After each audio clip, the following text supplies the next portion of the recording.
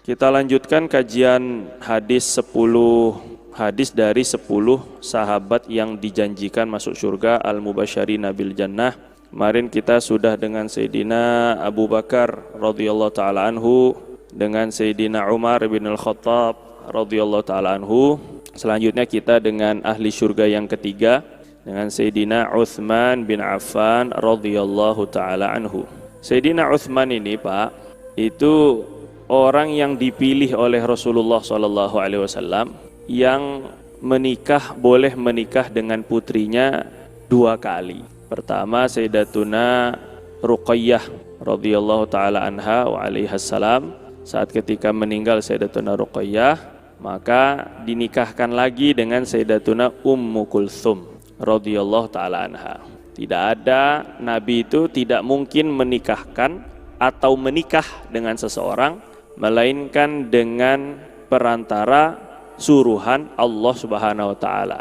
Tidak mungkin Nabi memilih seseorang melainkan langsung Allah Subhanahu wa taala yang menyuruh. Ini Sayyidina Utsman radhiyallahu taala anhu ini orang yang sangat pemalu ini.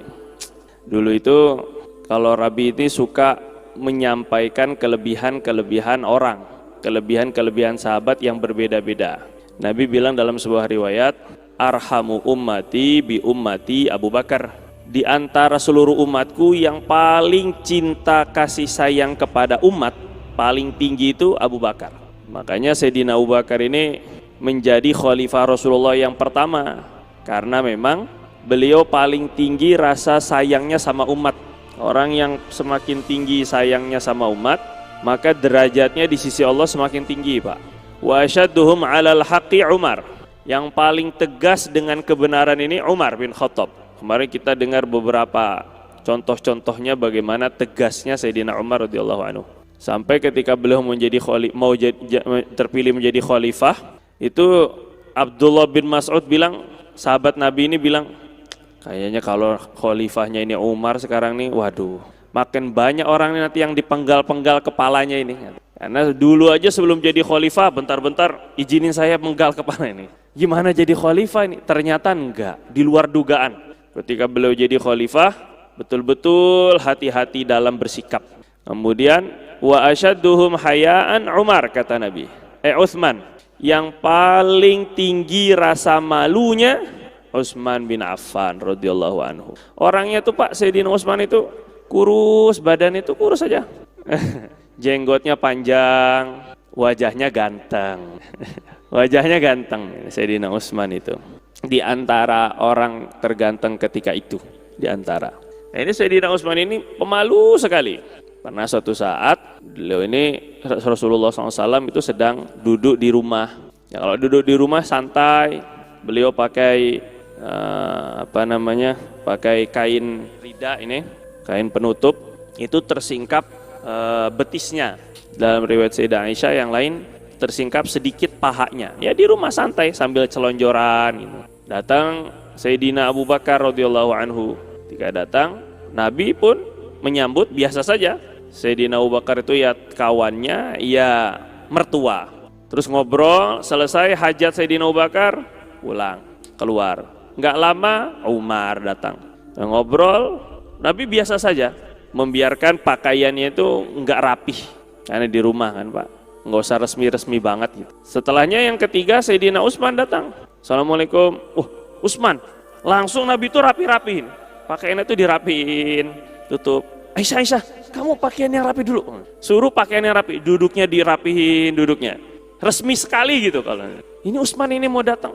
Ada datang Utsman masuk, terus kemudian Sayyidina Utsman ini ngobrol, nyampaikan hajat dan seterusnya. Setelah selesai, baru pulang. Nah, Sayyidah Aisyah ini agak aneh. Nabi, lah kok ayah saya datang Abu Bakar, engkau biasa aja.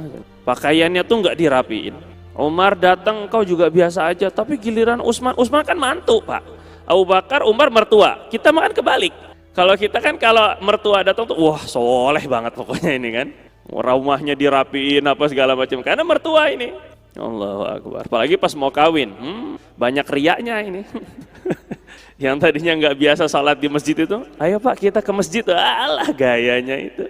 Terus kata Rasulullah SAW, kaifala astahyi. min rajulin yastahi minhul malaikah. Aisyah, gimana saya nggak malu, gimana saya nggak segan, malaikat aja segan sama orang ini, malaikat saja sopan sekali sama Utsman, gimana saya nggak segan, kata Rasulullah. Terus Nabi bilang, sebab karena Utsman ini terlalu pemalu, kalau saya pakaiannya nggak rapi, nanti dia nggak mau menyampaikan hajat, dia nggak enak, masuk tuh nggak enak gitu Pak.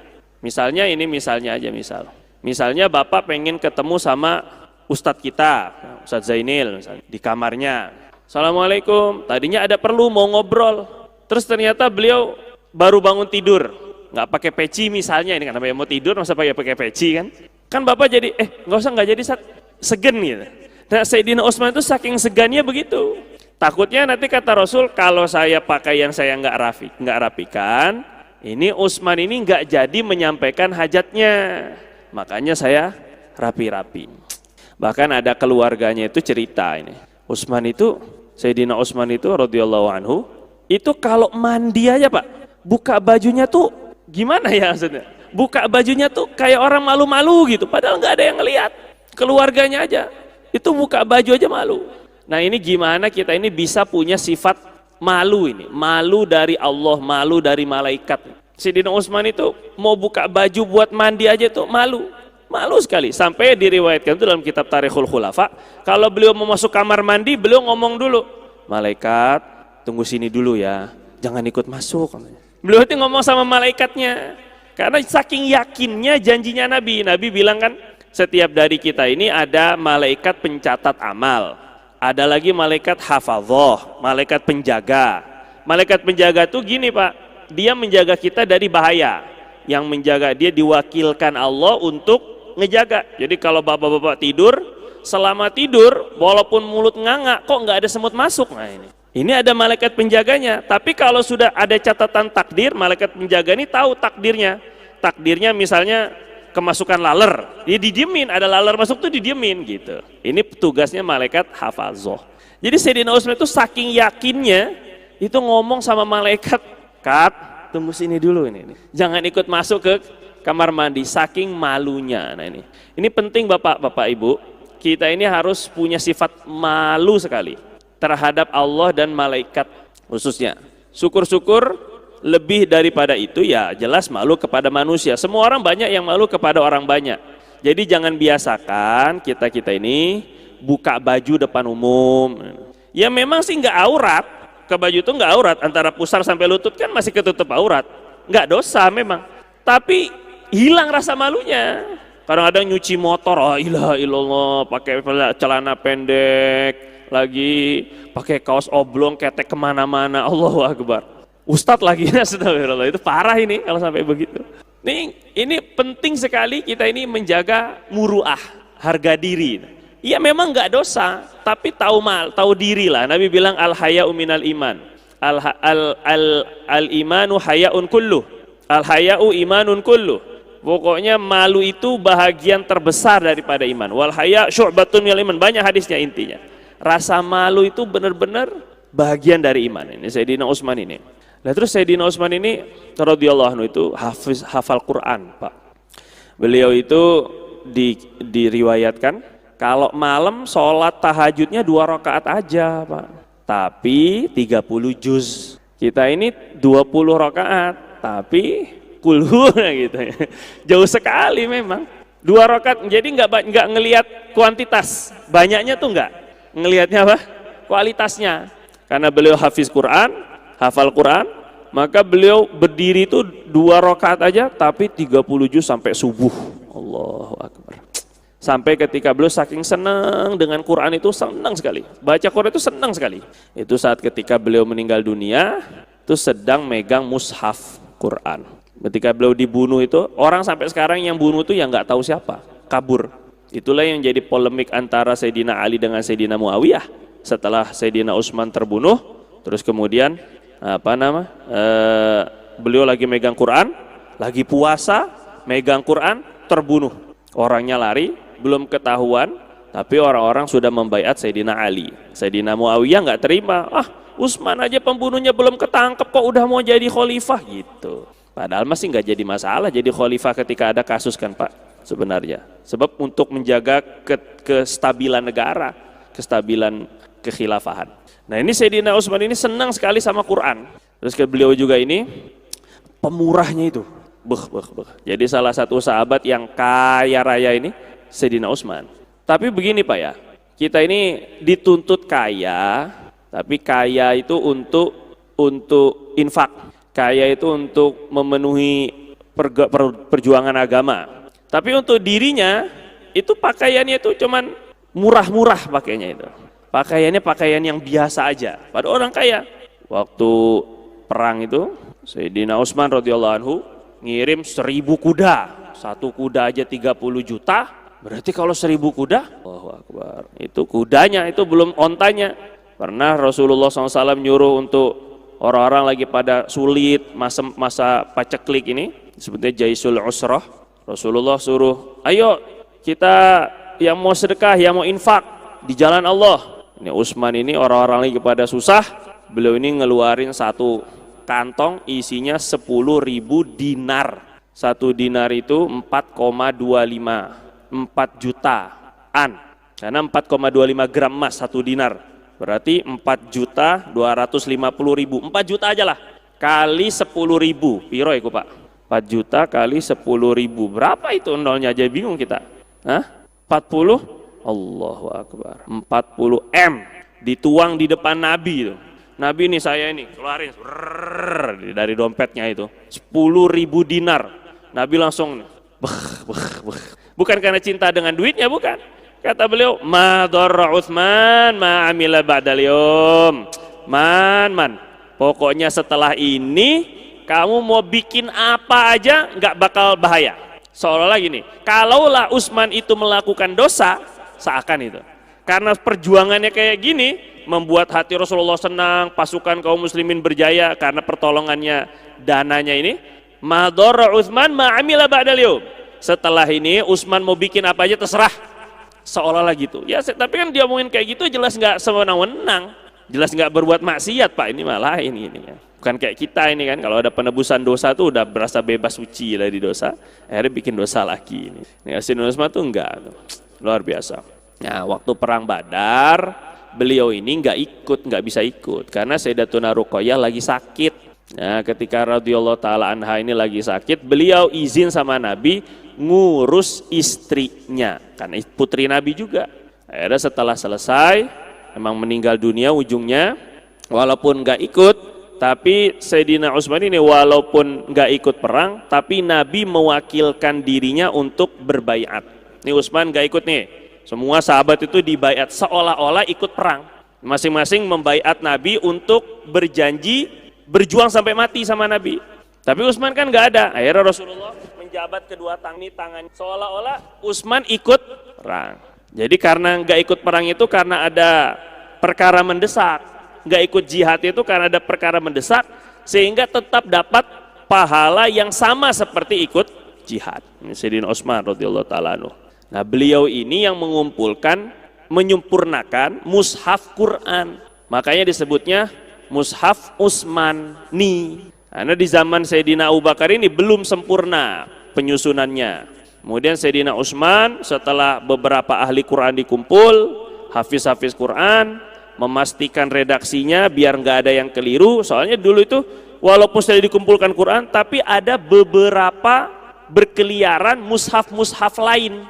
Nah, ini takutnya ada tambahan, ada yang nambah-nambahin huruf, ada yang ngurang-ngurangin huruf, ada yang nambah-nambahin ayat. Nah, maka Sayyidina Utsman itu bikin 4 mushaf Utsman ini disebar ke 4 penjuru. Nah, satu ini nanti diperbanyak itu. Kata beliau, selain mushaf yang 4 ini, yang lainnya suruh bakar. Mushaf-mushaf yang ada suruh bakar karena tidak terjamin keotentikannya. Sedangkan beliau sudah bermuqabalah, sudah dibandingkan dengan para ahli-ahli Quran oleh beliau itu ya, Sayyidina Utsman radhiyallahu taala anhu. Nah, ini Sayyidina Utsman kelamaan nanti kayak kemarin nanti. Ini ada berapa sahabat lagi nih ya. Sayyidina Utsman bin Affan, kita baca hadisnya dulu. Abdurrahman ibnu Abi Amrah qala, dakhala Utsman bin Affan radhiyallahu anhu al-masjid ba'da salatil maghrib. Suatu ketika kata Abdurrahman ibnu Abi Amroh, tabi'in ini, Sayyidina Utsman itu pernah masuk ke masjid setelah sholat maghrib. Faqa'ada wahdahu faqa'atu ilaih. Terus beliau duduk sendiri i'tikaf dalam masjid. Maka saya duduk membersamai beliau. Ini udah jadi khalifah ini. Duduk sendirian, nggak pakai pengawal, nggak pakai embel-embel ini. Duduk sendiri. Maka rakyat itu bisa mendekati gitu. Faqa'atu ilaih. Saya duduk sampingannya. Faqala, ya bena akhi. Penting ini Pak. Kalau kita ini punya ilmu, terus ada kesempatannya menyampaikan ilmu, sampaikan. Ini Abdurrahman bin Abi Amroh, itu nggak nanya, nggak apa. Cuma duduk sebelahan aja. Tapi begitulah para sahabat. Kalau ada kesempatan untuk dakwah, kesempatan untuk nyebarkan ilmu, beliau sebarkan. Baru duduk di sampingnya aja, langsung Sayyidina Utsman bilang, wahai keponakanku, ada hubungan saudara mungkin, sami'tu Rasulullah SAW yaqul, langsung tiba-tiba menyampaikan hadis Nabi. Padahal nggak nanya, orang nggak perlu orang nanya untuk menyampaikan agama. Apalagi kalau orang nanya, apalagi kalau orang minta. Nabi malah mewanti-wanti itu, mansu ila an ilmin fakatamahu uljima bilijamin minar. Orang yang ditanya tentang ilmu agama, dia tahu, tapi nggak mau nggak mau jawab, nggak mau menyampaikan. Kadang-kadang lebih parah lagi. Oh, berani bayar berapa? Masya Allah. Oh iya, boleh nggak apa-apa. DP-nya dulu aja. Ntar hotelnya begini ya. Penjemputannya saya minta. Masya Allah. Ini hati-hati sekali ini. Kata Nabi itu, yang ditanya itu beritanya, apalagi minta ceramah. Terus kemudian dia menyembunyikan ilmunya. Maka kata Nabi nanti akan diikat itu mulutnya dengan ikatan dari neraka. Seperti kuda itu, lijam itu ikatan buat kuda itu, moncong kuda itu namanya lijam. Itu mulut itu gitu. Diikat pakai ikatan neraka. Naudzubillah min dzalik. Maka Sayyidina Utsman baru ada orang duduk sebelahnya langsung riwayatin hadis Nabi dan meriwayatkan hadis. Nah, ini Pak, ini mumpung lah kan, iktikaf ini kan hadis cuman 10. Yang bisa dihafal, hafalah. Aduh, ada PR lagi nih. Kalau sekiranya Bapak bisa ini, minimal yang ucapan-ucapannya Nabi aja, gitu ya. Minimal itu, minimal. Jadi nggak usah sepenuh hadisnya, yang ucapan-ucapan hadis saja, yang ada tanda kutipnya itu. Itu ucapannya Nabi itu. Itu minimal. Jadi Nabi SAW bilang, naddarallahu mra'an sami'a maqalati fawa'aha fa'addaha kama sami'. Semoga Allah Subhanahu wa taala nanti pasti akan mencerahkan wajah di hari kiamat orang yang mendengar hadisku, kemudian dia menghafalnya, mengingatnya, terus dia menyampaikannya. Mendengar, mengingat, menghafal, menyampaikan. Maka nanti wajahnya cerah, berjumpa dengan Allah itu berseri-seri. Allah. Wujuhu yawma idzin nadhirah ila rabbiha nadhirah. Ngelihat Allah itu bercahaya, berjumpa dengan Allah.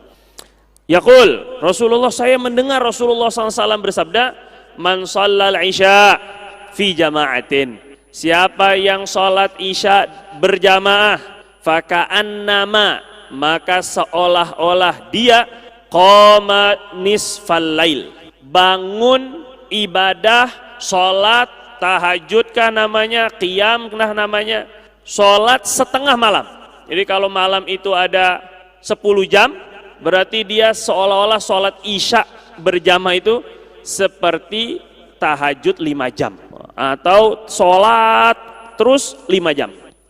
Wa man shalla subha fi jama'atin, orang yang sholat subuh berjamaah, faka'annama shallal laila kullah, seolah-olah ia sholat malam sepanjang malam. Berarti 10 jam. Setengahnya itu dengan sholat isya berjamaah, setengah malamnya dengan subuh berjamaah. Jadi kalau dua-duanya baru sempurna. Tapi Pak, ini faka'an nama, seolah-olah. Bukan berarti setelah sholat isya, aneh udah sholat setengah malam, jadi nggak perlu tahajud, tinggal ntar aja subuh berjamaah. Jadi nggak usah tahajud pun, kan Nabi yang bilang udah dapat pahala yang sama. Iya, Nabi bilangnya faka'an nama Pak, seolah-olah. Bukan sama orang yang bangun tahajud dengan tidak tahajud. Makanya dari hadis ini, hadis riwayat Muslim ini sahih ini.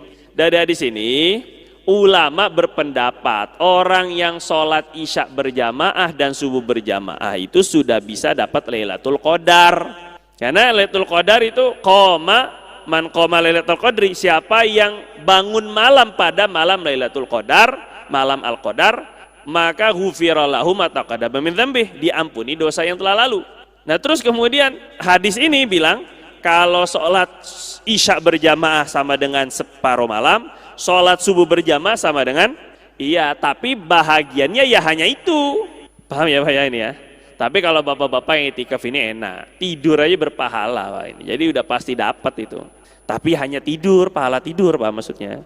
Jangan berharap banyak. Beda sama yang nangis-nangis, baca Quran, zikir, ini. Allahumma innaka afun tuhibbul afwa, itu lain lagi. Jadi sebenarnya kalau dilihat-lihat ya Pak ya, dilihat-lihat mendapatkan Lailatul Qadar itu sangat mudah, sangat mudah.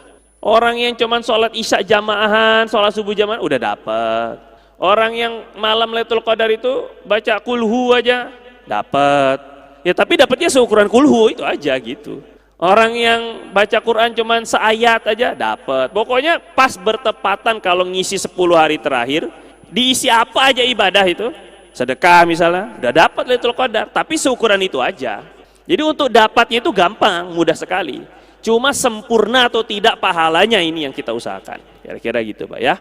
Jelas ya. Berikutnya Pak, kita masuk ke hadis keempat, itu riwayat Sayyidina Ali bin Abi Thalib radhiyallahu ta'ala anhu. Ini Sayyidina Ali ini saya cuplikan aja ini Pak, karena ada 10 berarti ada 8 sahabat lagi. Kalau 8 berarti hari ini harus 4 gitu kan, paling enggak kan gitu. Belum nanti tanya jawab lagi kan. Sayyidina Ali bin Abi Thalib radhiyallahu anhu ini, beliau itu enggak pernah nyembah berhala.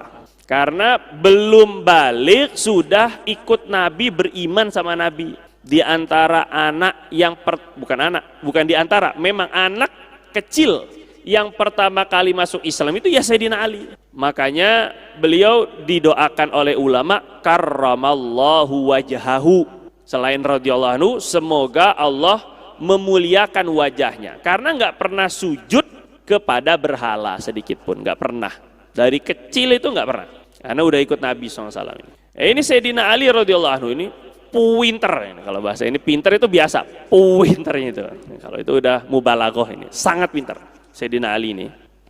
Itu Sayyidina Ali radhiyallahu anhu, kata Nabi, wa aqdahum Ali, yang paling pinter dalam memutuskan suatu perkara ini Ali. Sayyidina Umar radhiyallahu anhu itu kata beliau, saya nggak ada masalah yang rumit selama ada Abu Turab, selama ada Ali ini saya nggak masalah. Tapi saya risau kalau ada masalah susah, rumit, sulit diselesaikan, terus nggak ada Sayyidina Ali, itu baru saya risau ini. Saya berlindung, bahkan beliau bilang, saya berlindung kepada Allah dari datangnya permasalahan sulit ketika nggak ada Ali, sampai begitu ini. Sampai saking mengandalkan sekali ini Sayyidina Ali bin Abi Thalib. Suatu ketika ada orang datang ke Sayyidina Ali. Maaf Imam, saya ada masalah ini. Apa kamu? Saya puasa katanya. Waktu saya puasa, terus saya itu mimpi junub. Paham ya Pak ya? Mimpi junub sampai terkeluar. Tapi di dalam itu nikmat sekali saya mimpi jima. Berarti saya harus bayar kafarot ya? Lagi puasa, kok mimpinya gitu? Seperti dia mengkiaskannya seperti orang jima beneran. Kalau orang jima di siang hari bulan puasa kan bayar kafarat, memerdekakan hamba, ataupun juga puasa 2 bulan berturut-turut, ataupun juga ngasih makan 60 orang miskin. Jadi saya bayar kafarat ya? Enggak. Yang bener loh ini. Orang kalau nanya tuh, saya kesel aja ini. Orang kalau nanya tapi dikasih tahu tuh nggak percaya gitu loh. Kadang-kadang yang lebih parah itu, dalilnya mana dalilnya? Nih kan. Belajar dalil aja baru kenal agama aja udah kadang-kadang gitu agak-agak gimana gitu. Boleh Pak nanya dalil itu boleh. Enggak masalah, enggak masalah. Boleh nanya dalil itu. Kata Imam Ibnu Daqiqil Id, boleh kita kalau dikasih jawaban sama ulama terus nanya sumbernya atau rujukannya atau dalilnya itu gimana, itu boleh. Dengan catatan kalau tidak takut menyinggung ulama yang ditanya. Tapi kalau menyinggung ini kan kadang-kadang orang nanya dalil itu ngetes atau mau adu ilmu, tapi kata guru saya, nah ini kalau nggak percaya nggak usah nanya, Gitu maksudnya ini kadang-kadang. Nah ini Sayyidina Ali tuh ya dari dulu ada orang yang kayak gini nih, model-model kayak gini ya ada gitu. Sayyidina Ali tuh ditanya kayak gitu, terus orang ini udah dijawab, enggak perlu, enggak batal puasa kamu, enggak batal, ya. Terus kemudian sama enggak wajib bayar kafarat. Oh yang bener, masih aja nih. Akhirnya kata Sayyidina Ali, ya udah begini aja lah, cara bayar kafaratnya. Kata beliau ini, kalau mau kafarot betulan, kata beliau, yaudah silahkan deh bayar kafarot. Cara bayar kafarotnya, ini kamu ngasih makan orang miskin dengan cerita. Kan kasih makan orang miskin, cerita aja. Jadi ceritanya juga orang miskin. Ada makanan ini, kamu bayangin ada makanan, terus kamu makan ya, anggap aja kenyang. Nah, ini kamu kasih makan ke orang 60 orang miskin, cerita tentang makanan. Kok kafaratnya kayak gitu? Ya iya, kamu aja junubnya lewat mimpi gitu loh. Mereka saking cerdasnya ini gitu lebih kurang. Maksudnya udah dibilang nggak usah kafarat, masih aja nih kan. Ini cerdasnya Sayyidina Ali radhiyallahu taala anhu itu. Luar biasa ini kan. Nah ini beliau ini tuh selain cerdas, beliau itu memang dapat keistimewaan karena memang Quraisy. Nah, ini Sayyidina Ali itu Quraisy. Nah kata Nabi SAW, man kuntu maulah, ini suka dipakai sama Syiah ini. Man kuntu maulah, Nabi itu pernah ketika haji, beliau itu sampaikan ke sahabat itu, man kuntu maulah fa aliyun maulah. Siapa yang mau menjadikan saya pemimpin, maka nanti Ali itu juga jadi pemimpinnya. Siapa yang menganggap saya pemimpin, Ali itu pemimpinnya. Dan riwayat Tirmizi juga Nabi bilangnya, Aliyun waliyu kulli mu'minin ba'di. Ali itu akan menjadi pemimpin setiap orang beriman setelah aku. Akhirnya Nabi sampai doa begini, Allahumma wali man wala aliyan wa adi man adah. Ya Allah, cintai, lindungi orang yang mencintai Ali dan musuhi orang yang memusuhi Ali. Nah ini hadis-hadis seperti ini ada dipakailah sama orang-orang Syiah. Tuh Abu Bakar merebut itu, padahal jelas-jelas Nabi bilang siapa yang menjadikan aku sebagai pemimpinnya, maka Ali pemimpinnya. Terus Abu Bakar tuh bisa aja dia, orang lagi kematian Rasul, ini didramatisir ini Pak. Waktu Rasulullah SAW meninggal dunia, yang ngurus jasadnya itu keluarga, ya Sayyidina Ali, Sayyidina Fadl bin Abbas, ini yang ngurus jenazahnya. Para sahabat berkumpul di Bani Saqif, Bani Sa'idah itu. Berkumpul, mereka ini langsung memikirkan umat. Ini kalau nggak ada yang mimpin ini, waduh, gawat ini kalau nggak ada yang jadi khalifah. Nah Sayyidina Umar radhiyallahu ta'ala anhu ketika itu ribut lah, maksudnya ada perselisihan. Kata orang-orang Ansor, gini aja deh, biar nggak ribut, Muhajirin punya khalifah sendiri, Ansor punya sendiri. Mau gimana pemimpin ada dua kan nggak bisa. Kalau presiden ada dua ya hancur negara. Satu maunya satu nggak bisa.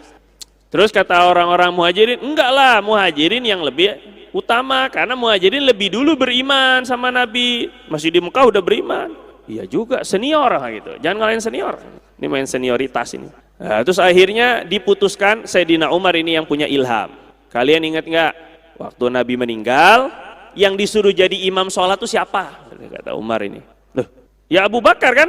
Kalau Nabi ridho sholat dipimpin Abu Bakar, gimana cuman mimpin dunia? Sholat itu jauh lebih berharga daripada dunia. Wah ini bener juga ya. Ini orang yang memandang bahwa sholat itu besar, sehingga kalau Rasul nyuruh Abu Bakar jadi imam dalam sholat, apalagi untuk urusan politik, apalagi urusan dunia, nggak ada apa-apanya gitu. Oh akhirnya sahabat pun setuju, karena menurut sahabat memang sholat itulah perkara paling besar di dalam hidup mereka. Beda sama kita ini kan. Akhirnya mereka rame-rame baiat. Nah ini kata orang Syiah, tuh itu kudeta itu katanya. Mestinya Ali, cuman kan Ali lagi, Sayyidina Ali lagi nggak ada di situ. Mereka pinter itu, makanya mereka musuhi sahabat habis-habisan. Dianggap mengkudeta Sayyidina Ali. Jelas-jelas Nabi itu bilang, kalau saya itu pemimpin, maka setelahnya Ali yang jadi pemimpin. Jelas-jelas itu. Nas sahih. Gini Pak, ini nggak tahu lanjutan riwayatnya ini. Terus akhirnya kalau orang Syiah, kita bilang gini aja. Nah terus setelah itu kenapa Sayyidina Ali nggak nuntut? Kalau seandainya Sayyidina Ali itu memang layak dan beliau tahu bahwa beliaulah khalifah setelah Rasulullah meninggal, kenapa nggak nuntut? Itu kan nahi mungkar. Ntar mereka jawabnya begini, Ya itu taqiyah. Taqiyah itu artinya pura-pura aja. Pura-pura zohirnya nggak nuntut, padahal hati beliau itu kesel. Tahu dari mana kamu Sayyidina Ali itu kesel? Yang kedua, Syiah dengan berkata demikian itu sudah mencaci Sayyidina Ali itu. Berarti Sayyidina Ali itu orang munafik, orang pengecut. Padahal nggak gitu. Pengecut gimana? Dulu saat ketika Nabi masih hidup, ini di satu perang, anda lupa perang Uhud atau perang apa, lupa.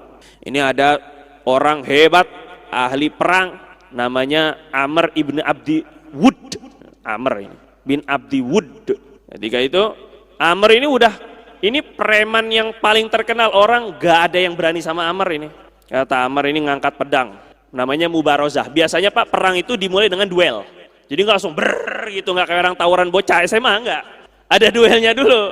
Ayo kita duel, namanya Mubarozah kalau bahasa Arabnya ini. Nah ini Amr bin Abdi Wud maju itu dengan kuda gagahnya, pegang pedang. Ayo, siapa yang mau mati duluan? Sini, ngenyek ini. Ngeledek aja terus ini kan. Ayo, siapa? Sahabat itu tahu. Waduh, Amr lagi yang dimajuin ini kan. Hitung-hitung kan, mau ngelawan, tapi tahu diri kan. Daripada nanti kalah memalukan, lebih baik gak maju itu kan. Ini kan. Akhirnya Nabi SAW bilang, siapa yang mau ngelawan? Man qomadunah, siapa yang mau ngelawan itu? Amr, krik, gak ada yang ngangkat tangan. Kata Sayyidina Ali, ana ya Rasulullah. Itu masih muda, masih kecil lagi. Masih muda maksudnya. Karena beliau ikut perang Badar saja umur 20 tahun, udah megang panji. Sudah dikasih kompi, satu kompi nama Nabi itu. Ya, maksudnya itu udah megang panji. Umur 20 itu. Jadi umur 20-an sekian lah, masih muda sekali itu. Saya Rasul. Aduh, Ali, ya Rasul lihat lain. Mana siapa ada yang lain? Ayo taskil, insyaallah. Gak ada yang angkat tangan itu. 4 bulan ini kan. Pokoknya pada ente aja. Ali yang angkat tangan lagi. Udah 3 kali ya Ali, Amr loh ini. Ali, innahu Amr. Ini Amr loh, Amr bin Abdi Wud ini, bukan almarhumnya, jangan salah ini ya. Amr bin Abdi Wud ini, hati-hati. Akhirnya Sayyidina Ali itu, karena beliau doang yang angkat tangan, Nabi bismillah dikasih pedang Zulfikar itu. Sayyidina Ali itu pedangnya Rasul itu, ya kan barokahnya ini. Lah pedangnya aja masih tinggian pedangnya daripada beliaunya ini waktu itu. Tapi beraninya luar biasa.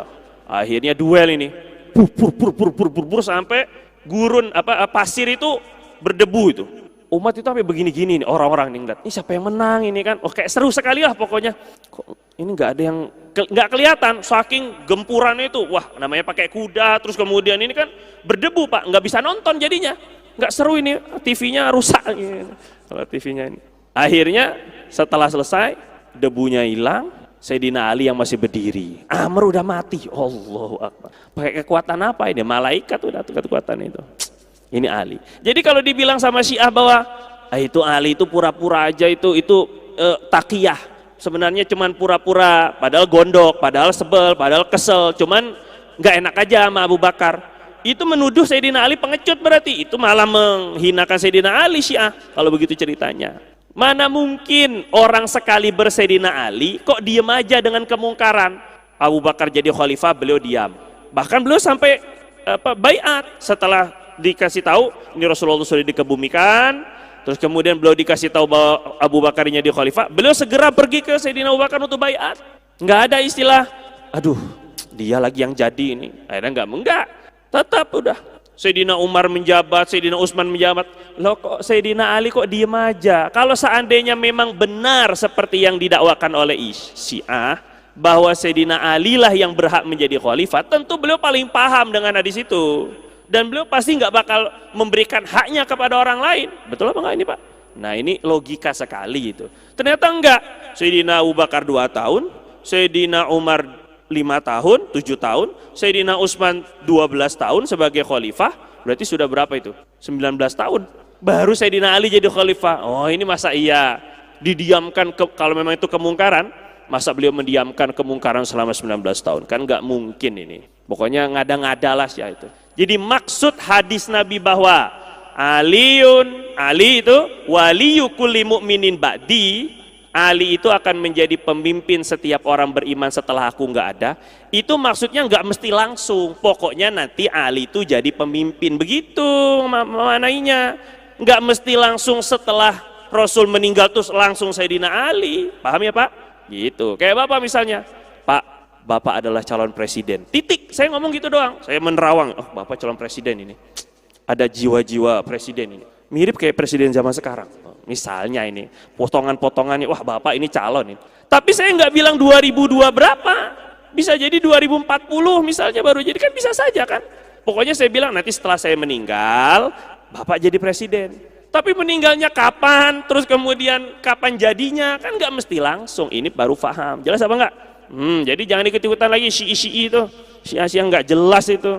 Malah mencemarkan Sayyidina Ali, Sayyidina sahabat Nabi itu di ini innalillahi wa inna ilaihi raji'un. Kembali ya Pak ya. Ini sekilas sekelumit dengan Sayyidina. Nah Sayyidina Ali ini dulu itu Sayyidina Abu Bakar tuh pernah ngelamar Siti Fatimah. Sayyidina Abu Bakar itu Pak. Jadi kalau zaman dulu Pak ya, orang tua nyari gadis muda itu nggak aib Pak. Nggak aib, nggak. Dan memang bukan aib sebenarnya. Paham ya Pak ya? Sayyidina Abu Bakar itu sama Rasul bedanya cuma 2 tahun. Makanya ketika Rasulullah meninggal 63 tahun kan, Sayyidina Abu Bakar jadi khalifah 2 tahun aja. Meninggalnya 63 juga. 63 tahunan. Jadi bedanya tuh cuman 2 tahunan. Udah kayak adik kakak sama Nabi itu. Terus pengen nikahin anaknya Nabi. Nah, Siti Fatimah itu nikah tuh umur 19. Sayyidina Ali itu umur 21. Ini dilamar ini. Oh udah 19 ya. Jadi kalau bapak-bapak, bapak-bapak ini enggak, saya enggak ngambil gitu ya. Jangan dilanjutin nanti ibu-ibunya kesel. Ini pengajian apa ini? Enggak beres, radikal ini, radikal ustadznya ini. Sayyidina Abu Bakar ngelamar. Kata Nabi, innaha shaghirah, masih kecil. Sayyidina Umar ngelamar. Sayyidina Umar itu ngelamar. Jadi berani aja ngelamar anak kiai itu ya bismillah aja gitu. Ngelamar. Kata Nabi, innaha shaghirah, masih kecil. Sayyidina Ali ngelamar, dikawinin ini kan. Jadi jawaban yang paling, kadang-kadang kita kan mau nolak ini kan, gimana juga, nah ini teman ataupun orang deket, ditolak takut hati, takut sakit hati kan. Walaupun Sayyidina Abu Bakar, Sayyidina Umar nggak bakal sakit hati sama Nabi, terserah Nabi kan. Cuma itu jawaban Nabi, benar. Nabi itu bukan menolak, bilang ini masih kecil, memang masih kecil. Jadi nggak bohong, nggak. Sama kayak misalnya antum, Bang Ded, misalnya ini lamar, terus kata orang tua si perempuan, maaf masih belajar, udah cari yang lain. Itu antum harus tahu diri bahwa antum tuh ditolak. Katanya, udah saya tunggu Pak sampai selesai belajar. Nggak paham antum ini.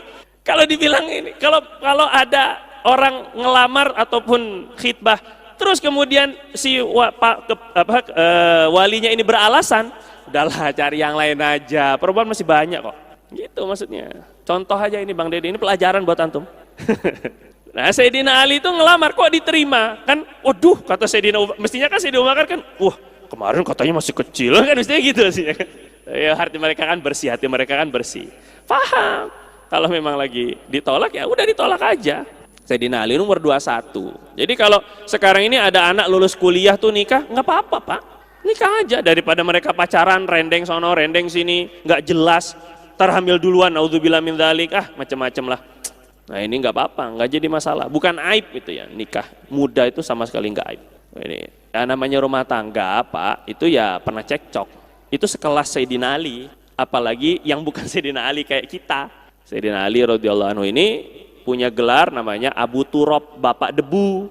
Kok bisa dipanggil Bapak Debu? Apa anaknya debu? Ya bukan, ini panggilan seperti kemarin saya sebut, panggilan penghiburan dari Nabi, bercanda.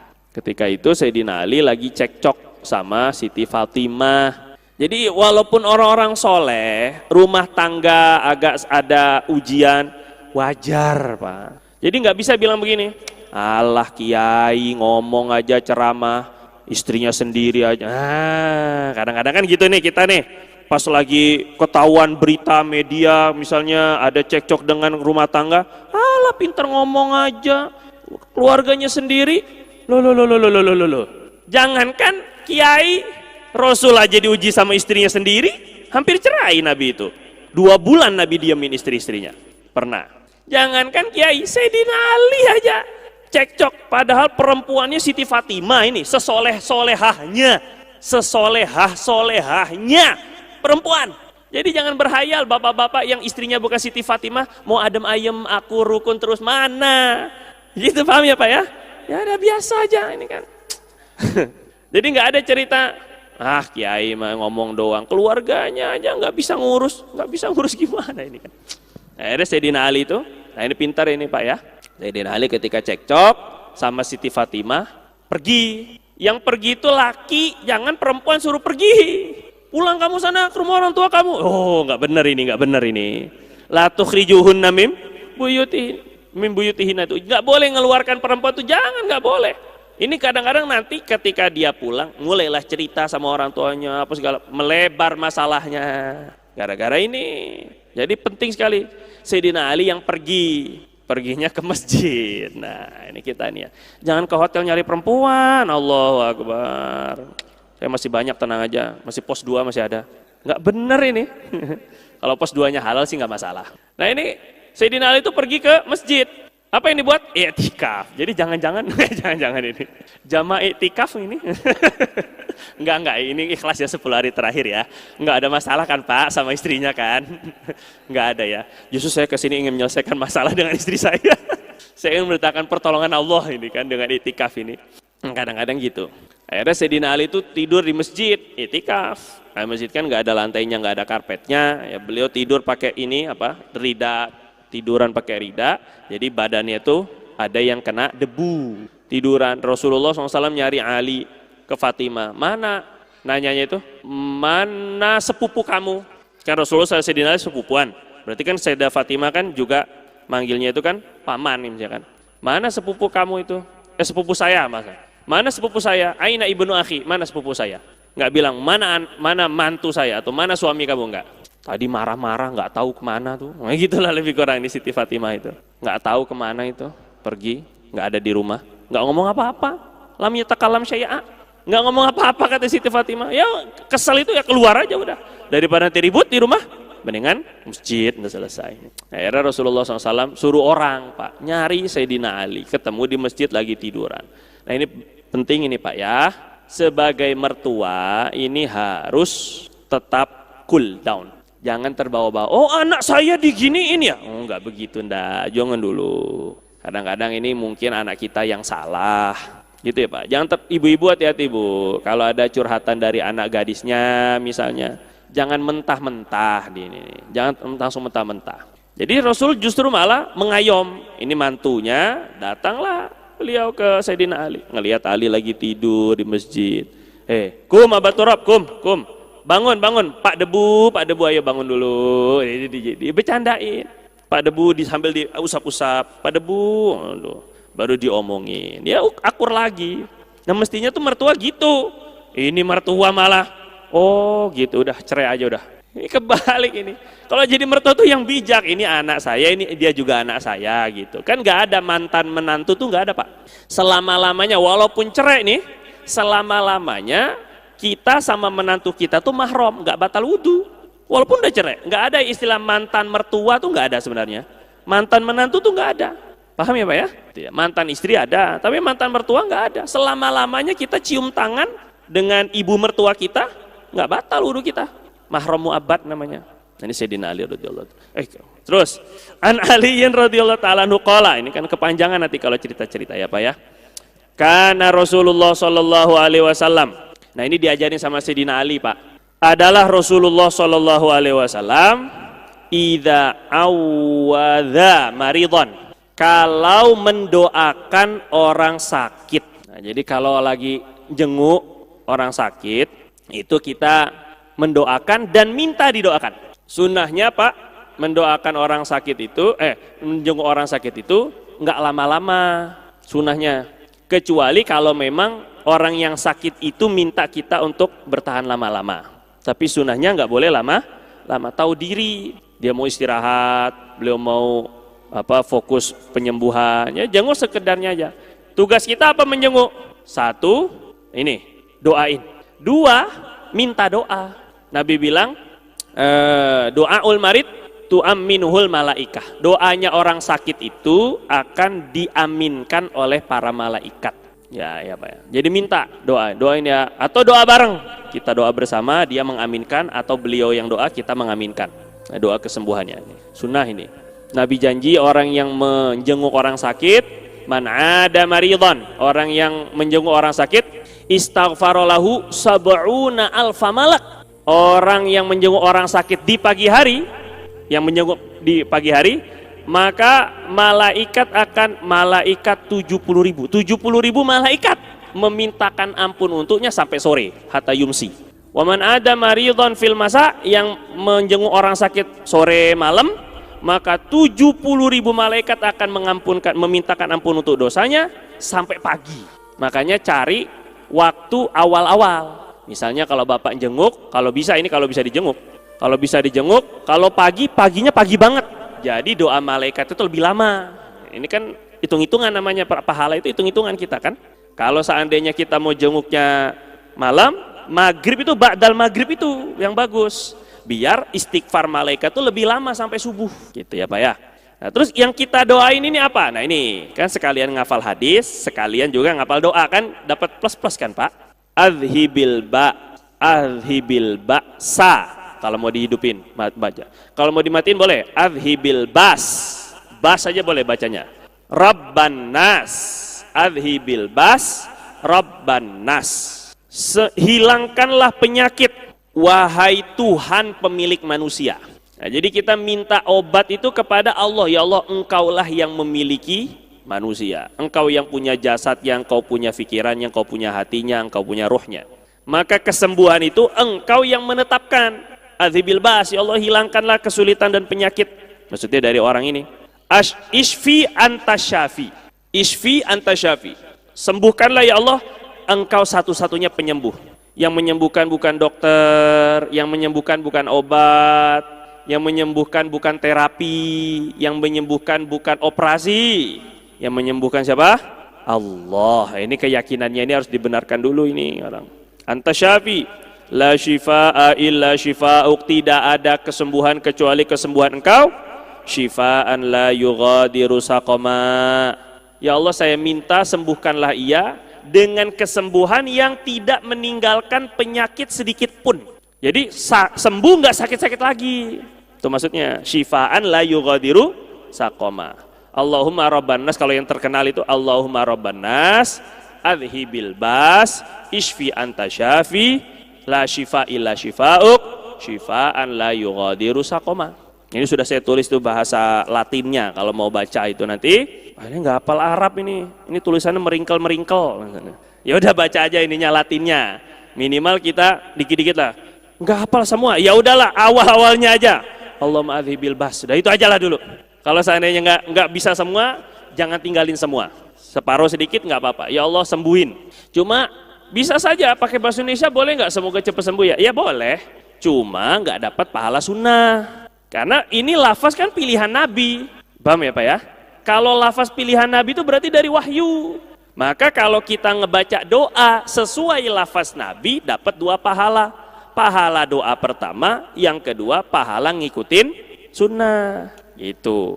Belum lagi kalau lafaznya dari Nabi, ya karena ini lafaz pilihan, lebih potensi besar diijabah daripada kalau doa bikinan kita sendiri. Paham ya Pak ya? Nah, jadi boleh nggak bahasa Indonesia? Boleh aja. Dapat sunat, dapat sunnah berdoa, doa sunnah mendoakan. Tapi sunnah lafaz ini nggak dapat, makanya kita hafalkan ini. Ini juga doa buat kita pribadi Pak. Jadi awadha maridhon ini nggak mesti orang lain. Mendoakan orang sakit termasuk diri kita. Kalau kita sakit, doanya ini juga. Allahumma rabban nas, ya Allah pemilik manusia, engkau yang punya diri saya. Adhibil bas, hilangkan penyakit. Ishfi anta syafi, engkau yang menyembuhkan. Sembuhin ya Allah. Sambil nangis-nangis di malam Lailatul Qadar, ada yang kena penyakit stroke, mungkin saudaranya, orang tuanya, ada yang kena penyakit gula, ada yang ginjal, ada yang macam-macam. Ini doa waktu-waktu mustajab ini sambil nangis-nangis ini. Gitu. Sembuh insyaallah.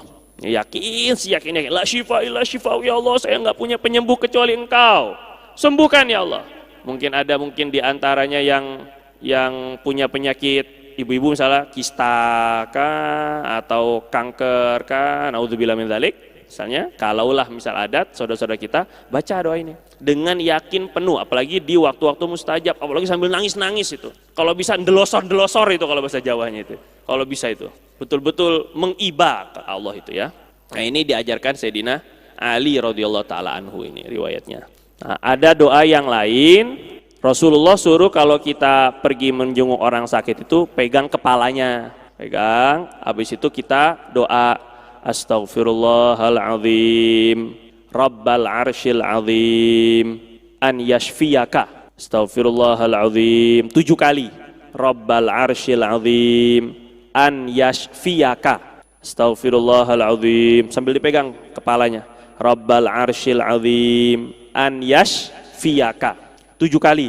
Kata Nabi, kalau takdirnya belum datang untuk mati, sembuh. Kecuali kalau memang sudah takdirnya memang akan meninggal, nggak sembuh. Tapi kalau masih takdirnya akan hidup, sembuh kata Nabi nanti. Dengan membaca itu 7 kali. Ini Pak ya.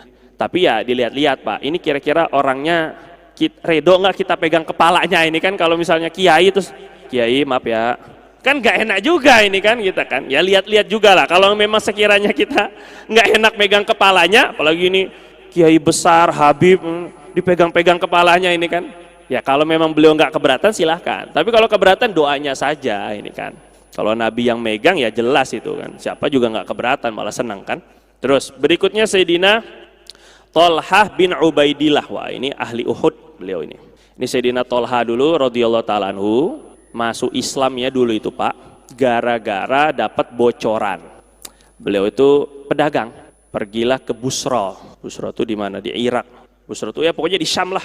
Ketika itu di Syam sana, ketika itu beliau ada dapat berita di Busra sana ada pendeta nyari-nyari orang Mekah. Coba ini Pak, betul-betul luar biasa ini. Pendeta ahli agama Nasrani atau Yahudi, ya Nasrani yang paling mudah itu Nasrani sampai Buhairo.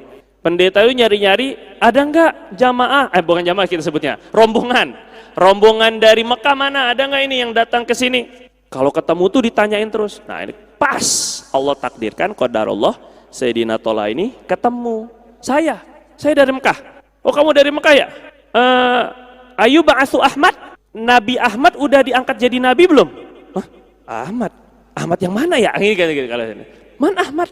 Ahmad yang mana?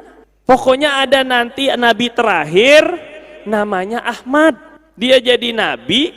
Ya ini jangan ngaku-ngaku lagi, setelah ini ada nabi-nabi namanya Ahmad lagi. Tapi Ahmad Suhemi taunya. Ahmad Karjono nih kan. Akhirnya kata beliau, ini orang pendeta ini sampai bilang, saya membaca dalam kitab suci ada nabi namanya Ahmad, itu nabi terakhir, munculnya di Mekah, hijrahnya ke Madinah.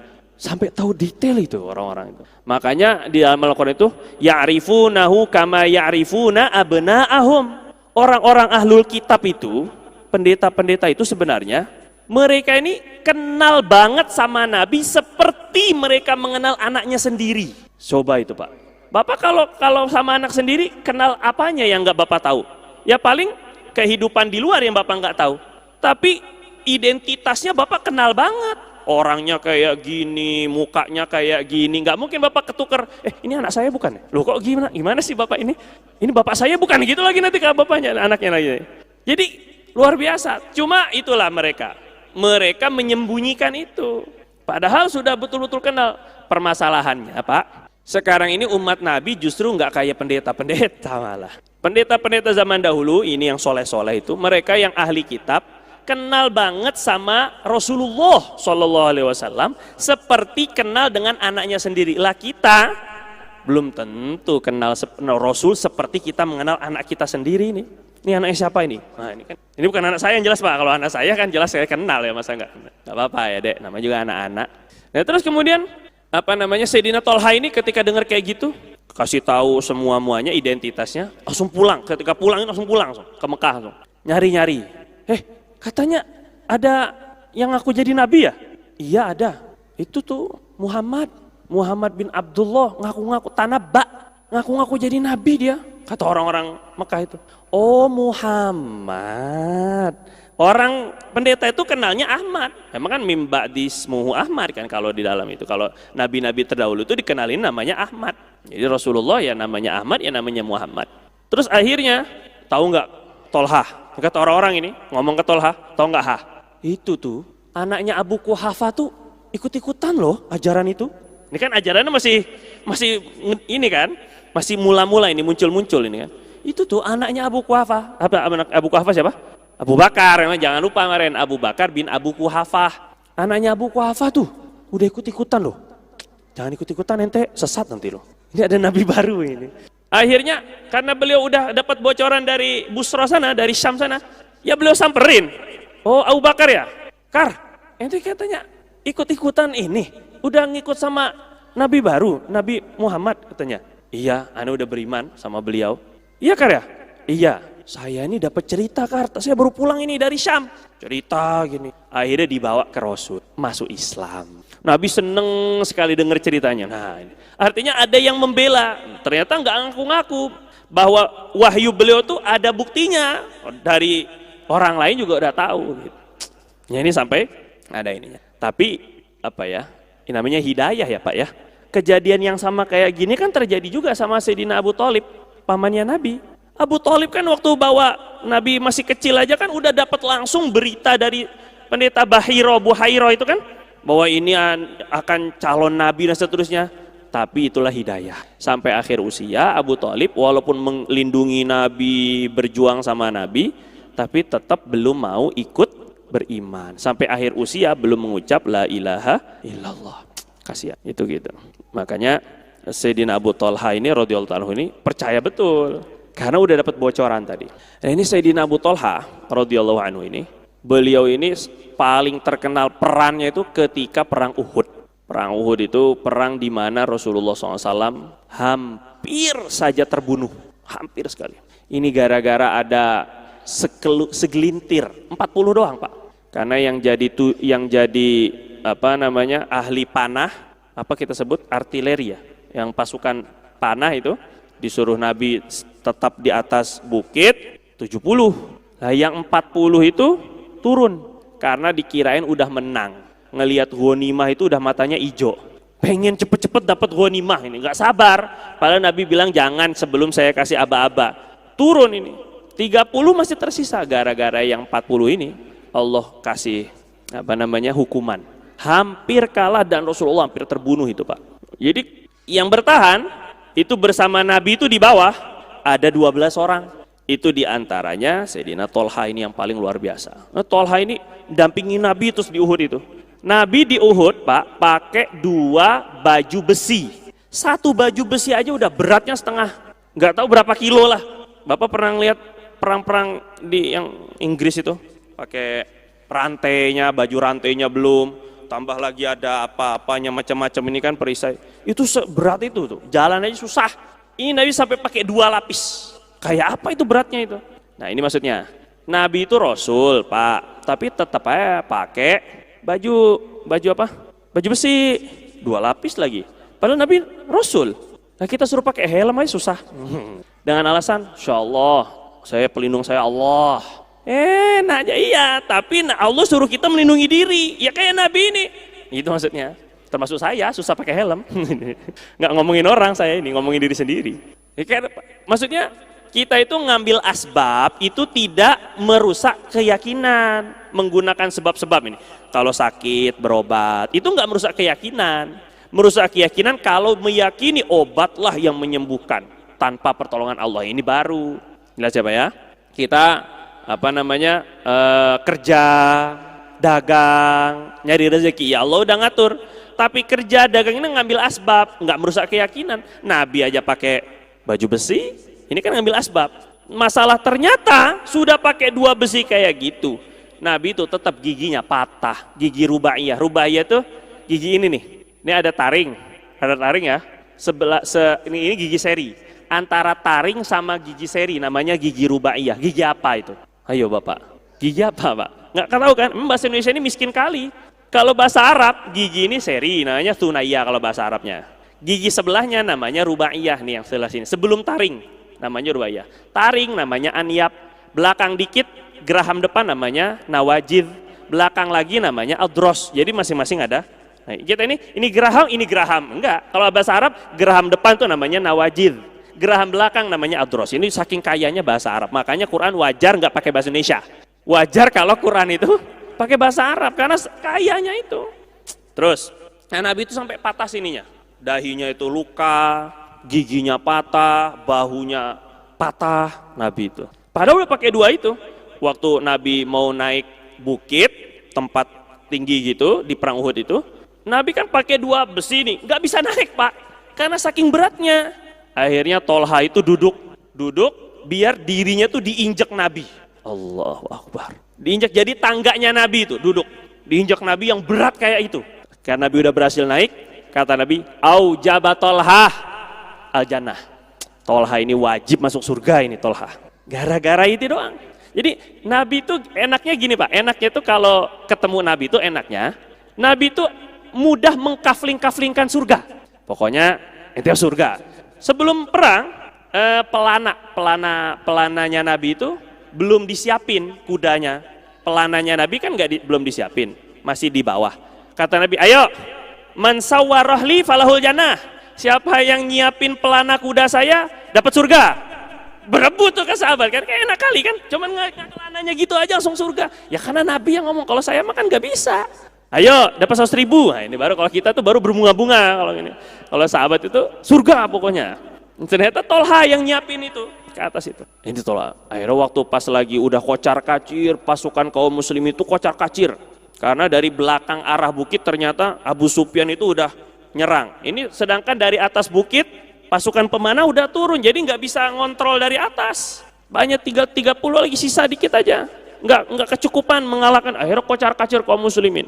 Sampai ada kaum muslimin itu yang berteriak, "Mata Rasulullah, Rasulullah meninggal, Rasulullah wafat." Gimana nggak tambah goyah iman mereka kan? Rasulullah meninggal. Padahal berita hoax ini, hati-hati Pak. Kadang-kadang share-sharean ini telah meninggal dunia kiai. Padahal kiainya masih hidup udah bilang meninggal. Allahu Akbar. Berapa kali itu ya kan? Sering sekali itu. Nah Rasulullah pernah kayak gitu Ustaz. Berita hoax Rasulullah sudah meninggal perang Uhud itu. Padahal nabinya masih ada. Ini kan kurang asem ini bener-bener. Akhirnya sisa 12 orang itu melindungi Nabi, termasuk ini Tolha itu ada ada panah, ada tombak. Beliau itu nahan itu sampai pakai tangan. Makanya tangan itu sampai cacat. Tangannya Tolha bin Ubaidillah ini cacat gara-gara nahan ada tombak yang mau menuju Rasulullah SAW. Rasulullah udah kayak apa? Ketika Nabi udah kena gigi patah segala macam, ini Tolha ini gendong Rasul. Padahal kayak apa pakai besi tadi itu Pak? Allahu Akbar. Kuatnya kayak apa itu? Ngegendong terus mundur. Apalagi perang ini udah nggak tahu-tahuan lah. Pokoknya yang penting Rasulullah selamat. Makanya Sayyidina Abu Bakar itu kalau bicara tentang Uhud kulluha li Tolha. Uhud itu semua pahalanya buat Tolha itu. Begitu, saking kuatnya ini Sayyidina Tolha bin Ubaidillah. Makanya wajar kalau beliau termasuk salah satu yang masuk surga duluan. Sayyidina Tolha bin Ubaidillah. Kemudian hadisnya, An Abi Salamah radhiyallahu ta'ala anhu qala, dari Abu Salamah, nazala rajulani min ahlil Yaman. Ada dua laki-laki singgah, dua laki-laki dari Yaman singgah di rumahnya Tolha bin Ubaidillah. Dua laki-laki ini. Terus orang Yaman Pak, tapi begitu sahabat karena hotel nggak ada, mereka menjadikan rumah-rumah mereka, ayo tafadhol, ada tamu mau nginep, silakan. Luar biasa ini. Fakutila ahaduhuma ma'a Rasulillah SAW. Nah ada dua tadi kan, orang Yaman tadi itu, salah satunya ikut perang bersama Nabi meninggal. Terus mana tadi?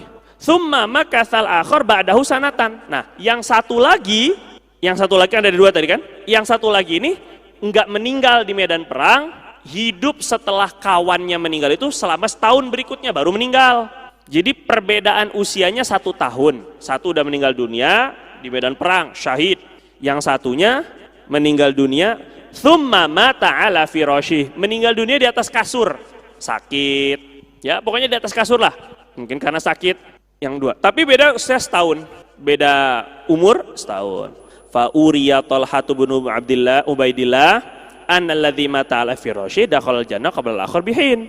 Kemudian Sayyidina Tolha ini tuan rumah dimimpikan oleh Allah Subhanahu wa taala.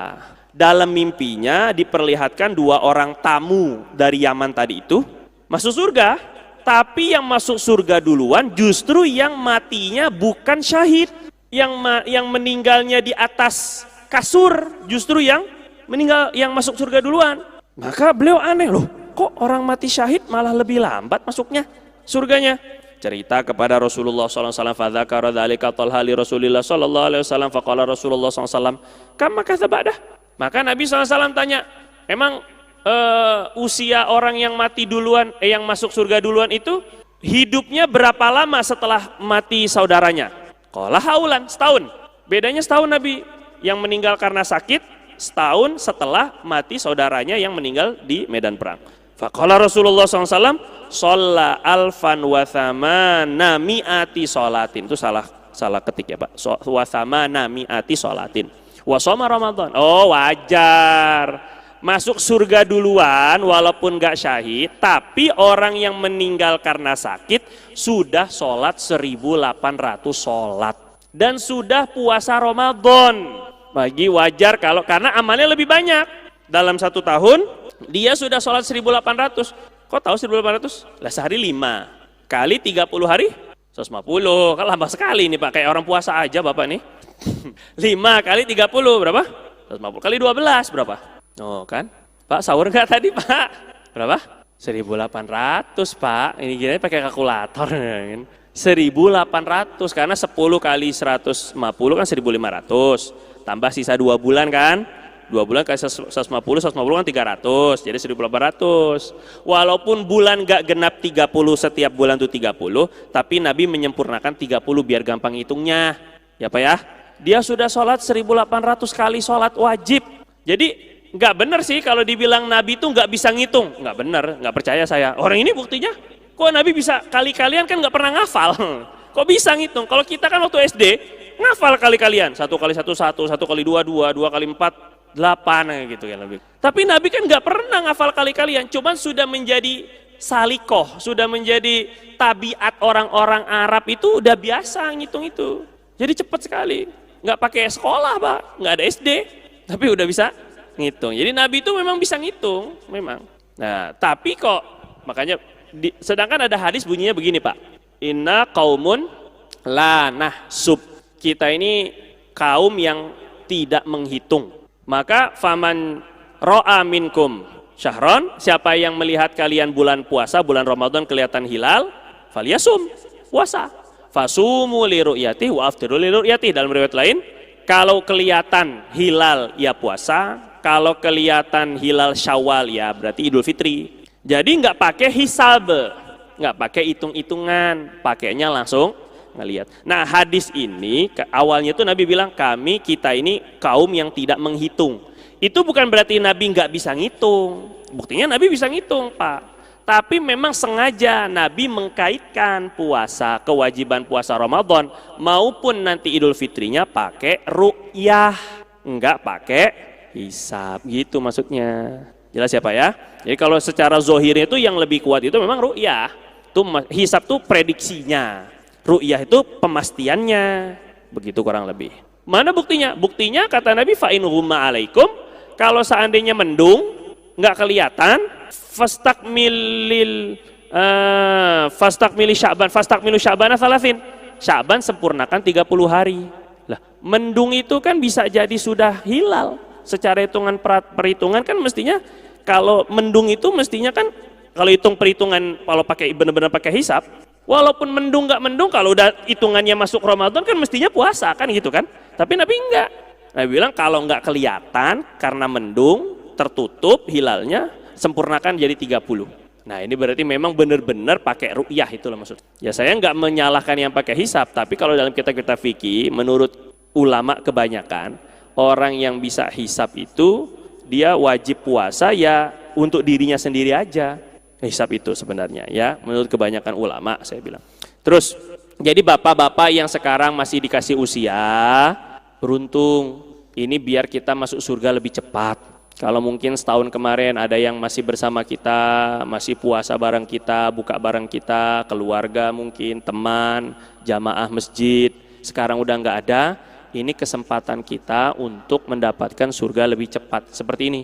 Jadi walaupun mati syahid tapi nggak dikasih modal waktu, bisa kalah surganya sama orang yang dikasih modal waktu. Gitu Pak kira-kira ya.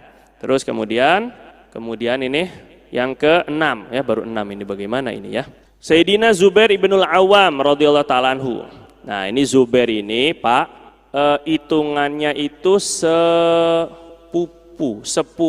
sepupu Nabi, anaknya Bibi. Zubair ibnul Awam. Al-Awam, bapaknya Zubair, Sayyidina Zubair, nikah sama perempuan namanya Sofiyah binti Abdul Muttalib. Jadi Sayyidina Abdul Muttalib, kakeknya Nabi itu punya anak perempuan juga selain Sayyidina Abdullah Abu Thalib, ada namanya Sofiyah. Masuk Islam ibunya ini, ya ibunya Sayyidina Zubair ini. Jadi Sayyidina Zubair ini masih keluarga Nabi, ahlul bait lah, karena anaknya Bibi. Nah itu Sofiyah ini yang Rasulullah bilang, ya Fatimah i'mali, ya Sofiyah ammata Rasulillah i'mali. Fatimah putriku, hendaklah kamu beramal, jangan ngandelin nasab, jangan ngandelin keturunan. Sofiyah bibinya Nabi, Sofiyah ini, Sofiyah binti Abdul Muttalib, Sofiyah bibi Nabi, beramal. Fa inni la ugni ankum syai'a, saya besok di hari kiamat nggak bisa menolong kalian banyak, nggak bisa saya nolong kalian banyak kalau amalnya terlalu lemah. Itu maksudnya Nabi itu. Artinya mau dia Habib, mau dia ini jangan bersandar dengan nasab. Anak kiai misalnya nggak boleh. Nah, orang putrinya Nabi sendiri saja digituin sama Nabi. Besok saya hari kiamat, padahal Nabi udah jelas-jelas punya syafaah. Tapi jelas nggak boleh keluarganya, anaknya langsung aja ngandelin nasab, nggak benar. Nabi suruh amal, ayo, sholat yang benar, ngaji biar benar, jangan ngandelin ayah. Begitu kurang lebih lah bahasa kita. Nah ini penting ini. Ini kebanyakan kita ini gus-gus, habib-habib ini kadang terlalu banyak yang ngandelin. Saya kan tenang aja, ayah saya ulama, ayah saya wali, saya pasti jadi wali. Gimana ini kan? Anaknya Nabi aja nggak digituin sama Nabi, apalagi yang bukan Nabi ini. Ini kalau habaib itu juga sama, nggak benar. Kalau sampai ngandelin kenasabannya saja, tidak boleh, nggak boleh itu. Itu tidak akhlak. Nah, Sayyidatuna Sofiyah ini ibunya Sayyidina Zubair. Sayyidina Zubair jadi mantunya Abu Bakar. Sayyidina Abu Bakar dinikahkan oleh anaknya Asma. Anaknya Sayyidina Abu Bakar namanya siapa? Asma binti Abu Bakar, kakaknya Siti Aisyah. Jadi Sayyidina Zubair ini ya sepupuan nama Nabi, ya iparan sama Nabi. Karena anak istrinya beliau itu kakak istrinya Nabi. Jadi abang ipar malah jatuhnya ini kan. Jadi sepupu ya abang ipar, ya muter aja ini. Makanya Sayyidina Zubair ini bilang ke anaknya Abdullah bin Zubair, Abdullah, beruntung kamu, kita ini beruntung.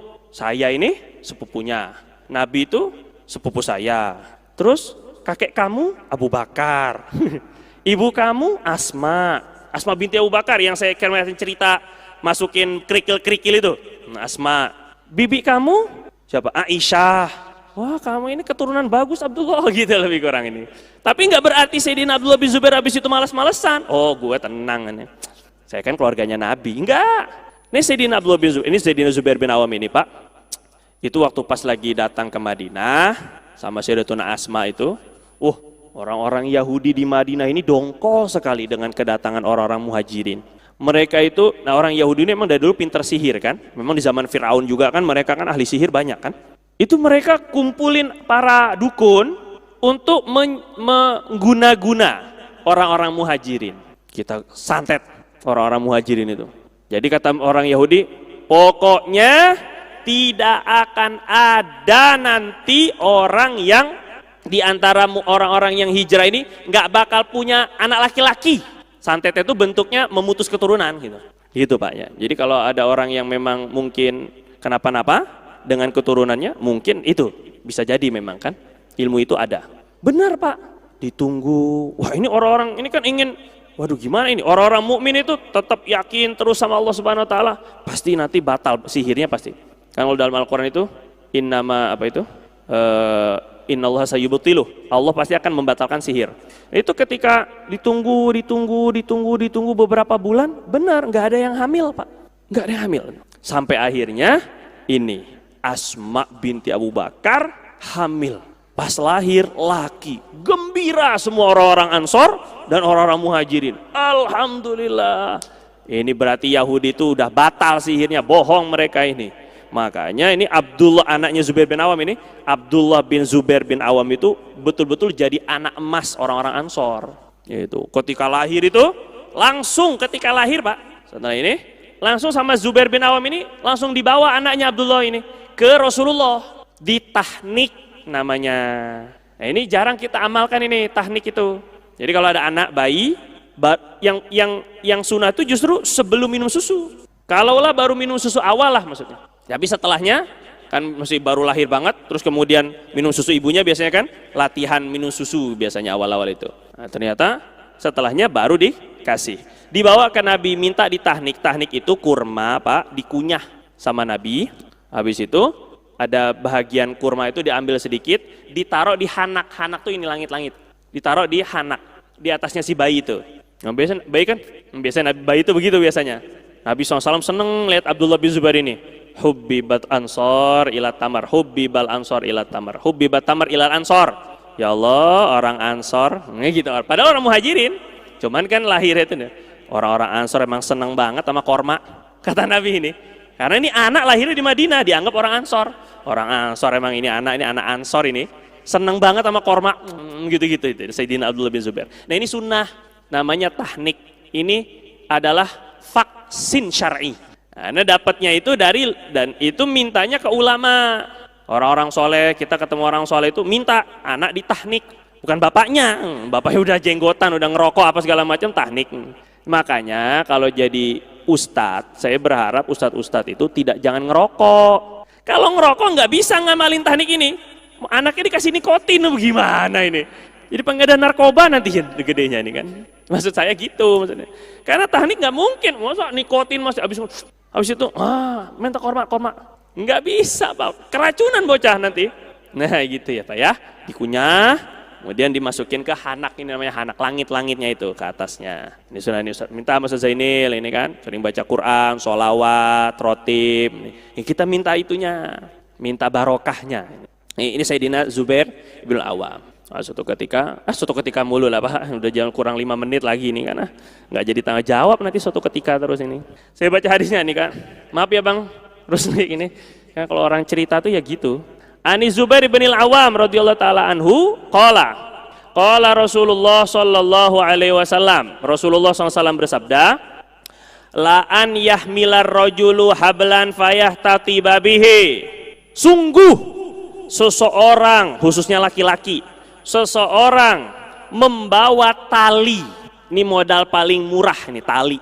Untuk apa? Nyari kayu bakar, potong-potong kayu bakar, terus diikat pakai tali itu, kemudian dia datang tsumma yaji fayadha'ahu fisuq, dia bawa kayu bakar itu ke pasar, fayabi'ahu untuk dia jual ke orang pasar kayu bakar, tsumma yastaghni bihi fayunfiqahu ala nafsih, tujuannya dia cari kayu bakar untuk menafkahi dirinya dan membuat dirinya merasa cukup dengan rezeki Allah, tidak minta-minta gitu maksudnya Pak. Khairun lahu min an yas'alan nas a'tahu mana'u. Itu yang capek-capek kerja kayak gitu, itu lebih baik daripada minta-minta, kata Nabi itu. Minta-minta ke orang, jual rasa kasihan. Jualan sih, tapi jualannya jualan rasa kasihan, jadi repot kita. Ya emang mending lah, tapi masih mending jualan daripada minta-minta.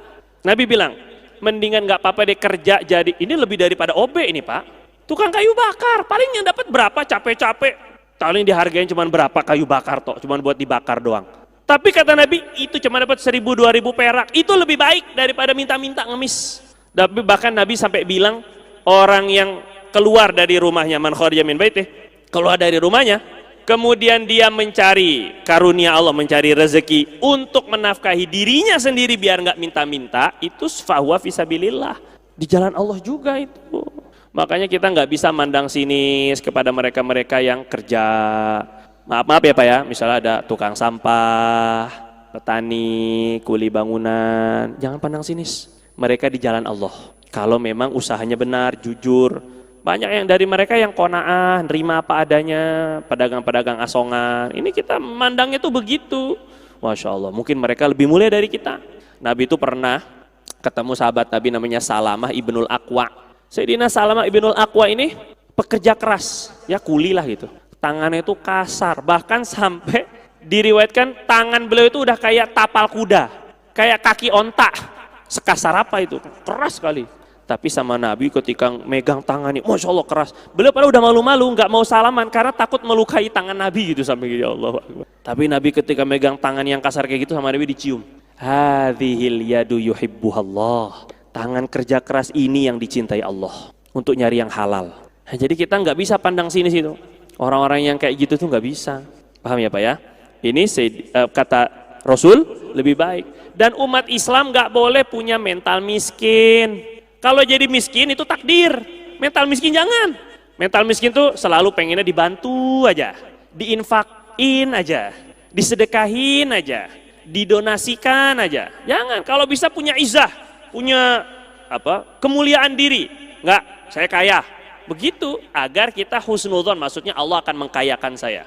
Dulu itu, dulu lagi kan ini nggak habis-habis ini Pak, jam 11 saudara. Intinya pokoknya jangan sampai minta-minta, selesai titik. Nggak ada istilah orang Islam. Kadang-kadang saya malu lah kalau minta-minta tolong jangan pakai peci lah. Kadang-kadang tuh aduh, ya memang pasti lebih membuat orang terenyuh. Wah ini Islam rajin beribadah. Kesannya tuh gitu.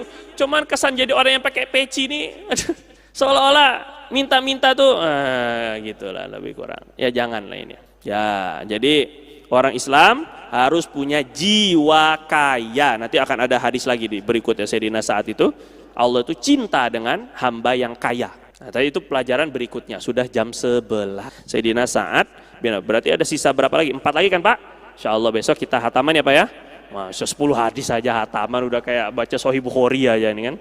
Ya, Alhamdulillah ya Pak ya. 10 hari, Insya Allah 3 hari kita dapat 10 hadis. Insya Allah kalau saya masih hidup besok. Ya Allah ya. Wallahu ta'ala alam. Ada pertanyaan nggak Pak? Mungkin ada semenit 2 menit yang mau tanya jawab silahkan ada. Ya, Masya Allah. Syekh Warna, ayo Bang Warna cepat. Ini udah mau buka, ntar maghrib maksudnya. Bagaimana kita bisa membekali iman keluarga kita, terutama istri anak kita seperti keluarga Abu Bakar? Masya Allah. Ini pertanyaannya satu ceramah ini. 2. Bagaimana hukumnya uang takziah dipakai buat pribadi? Uang takziah. Yang pertama ini, mendidik keluarga seperti keluarga Abu Bakar. Masya Allah. Ini bisa satu ceramah ini. Kan kemarin saya memang ngomong Pak kan, kita jangan terlalu jos banget kalau keluarga kita belum siap kan gitu kemarin saya bilang kan. Kalau Sayyidina Abu Bakar menyedekahkan seluruh hartanya itu wajar karena istri anak beliau tuh udah siap dengan keimanannya. Lah kita ini gimana nanti bisa di demo sekampung gara-gara kita mau jos-josan. Pertama, ini maksud saya ya, perlu difahami itu adalah karunia Allah. Punya keluarga imannya seperti keluarga baginda Abu Bakar, itu karunia Allah. Sama seperti keluarga Ibrahim. Siti Hajar itu ditinggal di Mekah, nggak dikasih ongkos, nggak dikasih nafkah, di tempat yang tandus, biwadin ghairi dzi zar'in, di tempat yang nggak ada pohon bahkan itu, nggak ada air, susah, ditinggal berdua sama bayinya Ismail, ditinggal gitu aja, nggak pakai ngomong lagi Nabi Ibrahim. Kita kan kalau mau itikaf aja kan, ya mau kemana? Diem aja, saya mau kayak Nabi Ibrahim, diem aja. Ya mau kemana? Beda, keluarga Nabi Ibrahim udah siap imannya. Ketika ditinggal, sudah jauh, suamiku, ini disuruh Allah bukan? Kamu nu ninggalin kami di sini, ini disuruh Allah bukan? Baru beliau nengok. Jadi nggak boleh ngomong itu, kan berat itu Pak. Nggak boleh ada cipika-cipiki begitu lebih kurang. Nggak boleh ada kata-kata dulu, tinggalin gitu aja. Akhirnya kata Siti Hajar, oh kalau Allah yang nyuruh sih nggak apa-apa. Hebat kali ini. Seandainya Nyonya Menir di rumah seperti ini, tenang kita itikaf. Nyonya Menir ini. Jadi kesian tukang jamu ya. Ini kata Siti Hajar, kalau Allah yang nyuruh, la yukhziyanallahu abada. Kalau Allah yang nyuruh, Allah nggak bakal sia-siakan kami. Tenang, udah nggak apa-apa, pergi Pak, nggak apa-apa. Udah dakwah sana. Ini sama, makanya kita disuruh sholawat itu wa ala Sayyidina Ibrahim kama sholaita ala Sayyidina Ibrahim wa ala ali Ibrahim, sebagaimana engkau sholawat kepada Ibrahim dan keluarga Ibrahim, karena keluarganya kayak gitu imannya. Ya. Nah ini di umat ini ada yang keluarga kayak gitu, Sayyidina Abu Bakar. Maka satu ini karunia Allah. Kalau karunia Allah gimana? Ya minta ke Allah. Jelas itu. Karunia Allah. Dzalika fadlullah yuti may yasha. Kalaulah belum juga, nggak masalah. Karena ujian kita kepada keluarga, itu juga lahan pahala kita, itu juga menaikkan derajat kita. Sayyidina Umar itu, ya kan, atau nanya Abu Bakar, Sayyidina Umar aja diomelin sama anak istrinya sendiri, mencak-mencak istrinya. Orang sampai mau minta curhat itu nggak jadi, karena orang curhatnya mau curhat istri. Ternyata lah, Umar aja dimarahin sama istrinya, kok saya curhat tentang istri saya. Jadi nggak semua seperti Sayyidina Abu Bakar ternyata, gitu maksudnya. Jadi nggak perlu risau Pak, kalau istri Bapak tidak seperti istrinya Sayyidina Abu Bakar, nggak apa-apa. Itu nggak jadi suatu dosa. Itu yang penting nggak sampai melakukan maksiat, gitu ya. Itu dulu yang penting. Jadi saya nggak mau juga terlalu jos-josan semua pengen jadi Abu Bakar semuanya. Nggak, itu dzalika fadlullah yu'ti may yasha. Jadi penting, doa aja nggak apa-apa, doa terus doa. Sayyidina Umar itu sampai begitu. Kata Sayyidina Umar, gimana saya nggak sabar nanganinnya. Orang dia yang ngurus anak-anak saya. Dengan istri saya itu jadi syahwat saya tersempurnakan dengan halal. Dia yang nyuciin baju saya, dia yang masakin buat saya. Masa saya nggak sabar? Begitu Sayyidina Umar itu kan. Jadi nggak mesti seperti Sayyidina Abu Bakar semua. Nah, yang kedua, ini tarbiyah di dalam keluarga, Pak. Datangkan hadis-hadis Rasul, firman-firman Allah dalam keluarga, taklim di rumah, baca, terserah mau kitab Riyadhus Shalihin, ada Qur'annya yang terjemahan itu, kumpul walaupun 15 menit, 10 menit, mau kitab Fadilah Amal, ini penting Pak, mendatangkan Allah dan Rasul ke rumah, nah itu sini, ngundang Allah dan Rasul ke rumah ini penting. Rumah kita udah jadi bioskop, udah jadi mall, udah jadi kafe, tinggal belum jadi masjid, belum jadi majelis taklim ini. Kadang-kadang ya ini ya maksudnya, saya ini paham sekali kalau jadi ustadz itu kekurangannya di sini. Kadang sibuk dakwah keluar, ini orang dapur nggak diajak taklim, nggak pernah diajak duduk bareng. Ayo kita duduk nih dengerin hadis-hadis Nabi, musyawarah. Ini saya sendiri, ustadz kayak saya ini kekurangannya itu. Jadi lupa untuk iniin keluarga karena pulang dakwah udah keburu capek. Jadi udah nggak sempat lagi. Kalau dulu ada ulama wali terkenal namanya Habib Abdul Qadir bin Ahmad bil Faqih Malang. Itu beliau ulama besar ini Pak, wali Allah. Punya anak cuma satu, namanya Habib Abdullah. Ini pagi sampai sore sampai malam itu beliau ngurus santri. Nanti jam 12 malam ke atas ngaji anaknya khusus. Anaknya itu dikasih waktu jam 12 malam. Emang udah calon wali ya, mau anaknya. Sampai, jadi punya guru tuh ayahnya sendiri aja. Banyak kan ngaji sama ayahnya. Tapi hafal 1 juta hadis. Hadis palsu pun dihafal. 1 juta itu termasuk hadis palsunya, hadis doifnya segala macam. Namanya Habib Abdullah almarhum. Darul Hadis Al-Faqihiyah Malang. Habib Abdullah bin Abdul Qadir bin Ahmad bil Faqih di Malang itu. Sampai sekarang ada haulnya itu. Jadi maksudnya yang saya mau ambil tuh, Masya Allah, begitu ulama. Maksudnya beliau itu begitu luar biasa ya. Memperhatikan anak-anaknya itu. Jadi bukan, ya insya Allah lah anak saya ntar juga jadi. Yang penting kan saya ngurus umat, ntar juga Allah yang ngurus anak-anak saya. Tapi kita juga harus ada andil, itu maksud saya. Jadi ini juga saya menasihati diri saya sendiri. Makanya kita memaksakan diri untuk ada waktu taklim dengan keluarga. Sesibuk-sibuknya kita cari waktu taklim, kita ada waktu untuk rekreasi bersama keluarga ada. Makan bersama keluarga ada.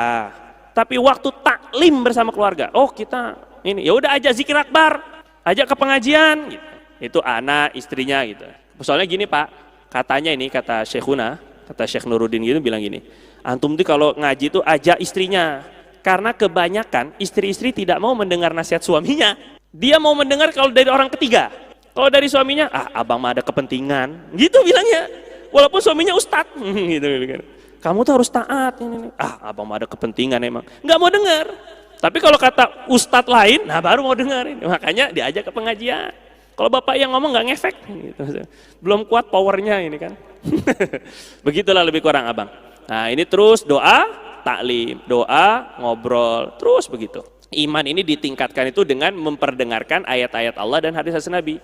Wa idza tuliyat alaihim zadathum imana. Bisa nambah iman itu kalau dibacakan Al-Quran hadis, ya sampai begitu. Tapi kalau enggak apa-apa abang, nggak usah kecewa, itu meningkatkan derajat kita kok, biasa saja. Yang kedua, uang takziah boleh nggak dipakai pribadi? Ini pribadinya siapa? Pribadinya mayit. Oh iya, masa pribadinya mayit kan nggak mungkin. Pribadinya keluarga. Uang takziah, pertanyaannya, uang takziah termasuk warisan bukan? Ini dulu nih pertanyaannya. Uang takziah itu bukan termasuk warisan ya Pak. Jadi hitungan pembahagiannya tidak mesti sesuai faraid, tidak mesti sesuai ilmu warisan dalam fikih. Karena diterimanya setelah kematian almarhum. Kalau warisan itu yang sudah dimiliki almarhum ketika sesaat sebelum meninggal, itu terakhir warisannya. Kira-kira jelas ya Pak ya? Tapi kan uang takziah itu setelah almarhum meninggal baru orang ngasih takziah. Maka itu murni milik keluarga yang ditinggalkan. Pembagiannya gimana? Terserah musyawarah keluarga. Jelas, Bang Warno? Boleh dipakai buat makanan tahlilannya itu misalnya boleh, silakan. Buat sedekah buat atas nama mayit, bagus. Mau dipakai buat nikah lagi, ya silakan itu. Karena memang ini kan milik keluarga. Pembahagiannya sesuai musyawarah. Wallahu taala a'lam bissawab. Kita tutup dengan kafaratul majlis. Subhanakallahumma wa bihamdika asyhadu an la ilaha illa anta nastaghfiruka wa natubu ilaik. Lebih kurang saya mohon maaf. Wabillahi taufiq wal hidayah. Assalamualaikum warahmatullahi wabarakatuh.